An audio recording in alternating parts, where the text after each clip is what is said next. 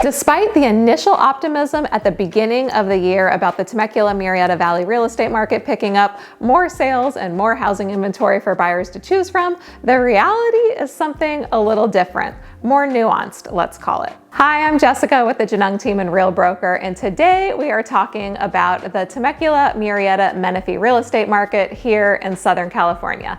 Let's get to it. I recently heard a really good analogy for the real estate market from this agent out of the Phoenix area, where she describes a car at the starting line of a race. Everyone has been revving their engines, they're all ready to go. The light turns green, everyone takes off, and the housing market is still there, stalled out.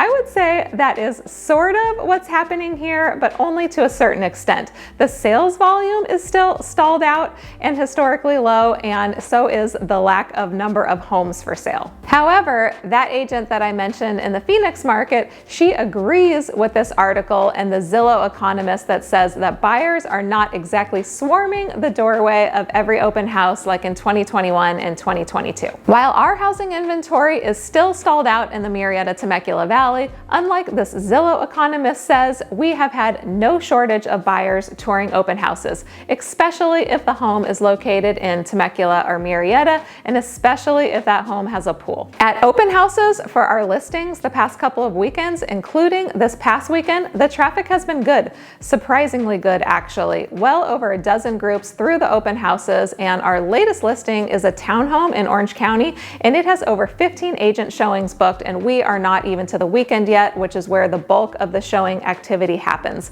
Agent showings are more significant than traffic at an open house, which can often be looky-loo buyers and nosy neighbors. By the way, we do love nosy neighbors, which occasionally become clients and new listings. You ever notice when one house on a street goes up for sale that one or two more listings soon follow? It's an interesting real estate phenomenon that when one neighborhood has a new listing, it often leads to more people selling.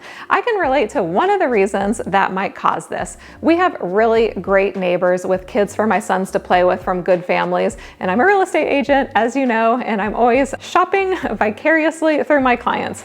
If my neighbors sold their homes and moved, I might not be so set in stone in my home, and I might be more motivated to move up in home. Moving on. My take on the real estate situation is the low inventory story is the same as it has been for a long time. People do not want to sell that have sub 5% mortgages or even below 4%, and some even below 3% out there, which has come to be known as the lock-in effect. We get it. That makes it tough to put a home on the market to go to the next place if your current payment is in like the $2,000 to $3,000 range, and if you are looking at over $5,000 per month on the new home. Ouch. You might be wondering, so Jessica, in your last market report, you said that the market was popping, but now you're saying it's stalling. Explain yourself. Wait a minute. The buyer activity is still popping and they are ready to go, but the new listing surge that we historically see every spring, known as the spring selling season, is stalling as of now, leaving buyers little to choose from or failing to launch, as they say. Let's talk about new construction and the impact on the overall market. New construction is especially poppin' with new communities and phase releases selling out left and right in the hottest locations. One popular Temecula community I was recently touring with a client had a 100 to 150 person wait list. Here is an article by Jonathan Lasner with the Orange County Register and Press Enterprise that covers our Inland Empire. He writes about economics and housing a lot and has been doing so for years. This particular article has some good data about home building and new permits. The main takeaway is California builders filed over 111,000 permits last year, which was number 3 among all the states, even though there was a 3% dip in 2023 from 2022.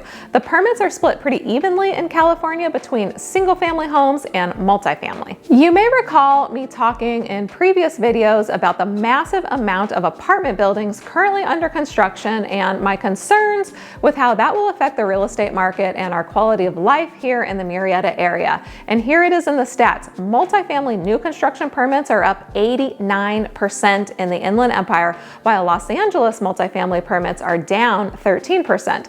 Lots of folks are already moving moving from LA because of their housing shortage and the high cost of living, among other reasons, and this building permit stat will likely further encourage this trend. Higher levels of new construction inventory can be a drag for the resale home market in cities with lots of new construction. We are seeing this play out in the Menifee resale home stats, which we will be going over when we run the numbers in just a minute. Okay, now that we've gone from the national level to our state of California and then our counties, let's keep narrowing down our focus to the local level with stats from the cities of Temecula, Murrieta, and Menifee.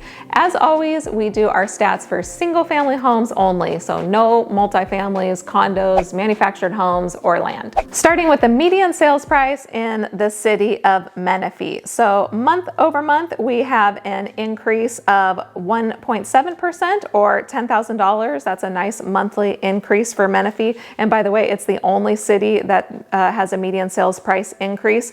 Year over year, Menifee is doing pretty good, up over $45,001, it looks like. We're gonna move on to Menifee, but if you're curious between the difference between the three cities, the difference in price from Menifee moving on to Murrieta is gonna be $84,000. So let's take a look at Murrieta. So month over month, so the current median sales price is $669,000, and that is a month over month decline of 3% or $20,900. So as I mentioned, both Murrieta and Temecula are going to see median sales price decreases. Year over year, Murrieta inns are still in the green, up year over year, $39,000. We're going to take a look at Temecula, and I'm going to give you the difference between Murrieta and Temecula. The gap in sales price between the two cities currently is $51,000. If you saw my market report last week, I believe it was $60,000. In previous market reports over the past years, it's been like $70,000, $80,000, $90,000, sometimes even $100,000 difference between Murrieta and Temecula. So that gap is currently shortening, which is interesting to me. Okay, Temecula median sales price. Temecula's median sales price is down the most at 4.3% month over month. That's the difference between January and February. That's the last full month's data that we have. And that's down $32,500. And while we normally say 1 month does not make a trend, we can now officially say that we do have a trend happening in Temecula. And as far as I'm concerned, it's big news. So we have now 5 to 6 months of a sales price decline in Temecula. So we reached the peak again in September, October. It was at $770,000 last year. Then in November, we went to $765,000. In December, it came down to $760,000. And then in January of this year, it came down to $750,000. So we have little declines. And then now in February, month over month, we have $720,000, which is over $32,000 decline in 1 month. So we do have a solid trend down in Temecula, but my personal opinion is, so the $30,000 in Temecula, that is a lot, much more than we normally see in 1 month, and I do anticipate that to bump back up when we get our next month's housing market stats, but time will tell. This decrease in the Temecula sales price is, in my opinion, no way a reflection on the desirability of Temecula. Like, Temecula's star is not falling, in my opinion. I believe that it's just a reflection on the lack of homes for sale in Temecula. Like, nobody especially is selling in Temecula. The inventory has just been super, super low. Moving on to closed sales, starting with Menifee. Month over month, we have a decrease in closed sales, which is actually the opposite of what should be happening seasonally. And Menifee is the only city with the decrease, but it was down 28.1% or 21 homes.